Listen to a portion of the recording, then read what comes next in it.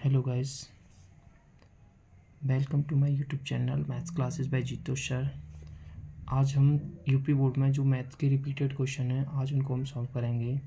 इसमें एक क्वेश्चन है √5 एक अपरिमेय संख्या होती है। ये बार बार रिपीटेड होता है, या तो √5 या √3, इस हिसाब से रिलेटेड क्वेश्चन आते रहते हैं।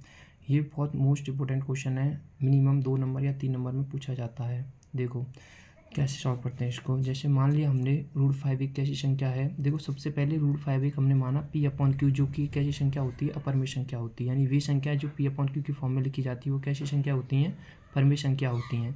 यानी कि यहाँ पर हमारे पास P/Q यानी जो P और Q है वो कैसी संख्या है, सहभाज्य संख्या है। सहभाज्य का मतलब होता है P और Q दोनों एक ही संख्या से कभी भी विभाजित नहीं हो सकती, यानी कि इनमें कोई भी कॉमन संख्या से भाग नहीं जा सकता है।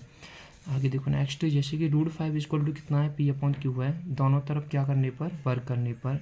जब बहुत साइड पर हम यहाँ पे क्या करेंगे, स्क्वायर करेंगे, तो देखो रूट से स्क्वायर से रूट कैंसिल हो जाएगा, तो 5 आ गया। इधर हो गया P² कितना, Q²।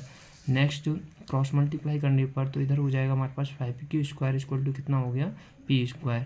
यहाँ से एक चीज़ पता चल रही है कि जहाँ पर हमारे पास 5 जो है वह P² को क्या कर रहा है, विभाजित कर रहा है। यानी P² 5 से क्या है, विभाजित है। साइड से लिखना है यहाँ पर, यहाँ P² 5 से क्या है, विभाजित है। तो यहाँ हम ये कह सकते हैं कि जो P है वह 5 से विभाजित होगा। इसका मीन्स क्या हो गया, P कितना हो गया, 5 से। यहाँ पर हमने मान लिया कि 5 से जब P विभाजित है तो P क्या लिख सकते हैं हम लोग, 5 से लिख सकते हैं। यहाँ से P 5 से इस वाले इक्वेशन में पुट करने पर तो यहाँ से हो गया 5Q² 5 से P की जगह पर पुट कर दिया तो इधर क्या हो जाएगा, स्क्वायर हो जाएगा।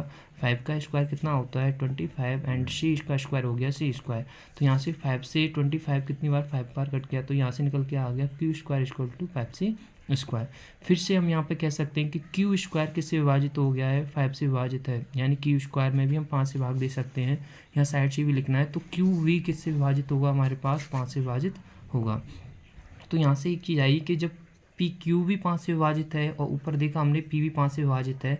हमने एक चीज़ पढ़ी थी अभी ऊपर, क्या देखा था कि अगर ये दोनों संख्याएं, यानी कि दोनों में कोई भी एक कॉमन क्या नहीं आना चाहिए, फैक्टर नहीं आनी चाहिए। यानी कि P और Q दोनों एक संख्या से विभाजित नहीं होनी चाहिए। लेकिन यहाँ पर 5 से दोनों की दोनों विभाजित हो चुकी हैं।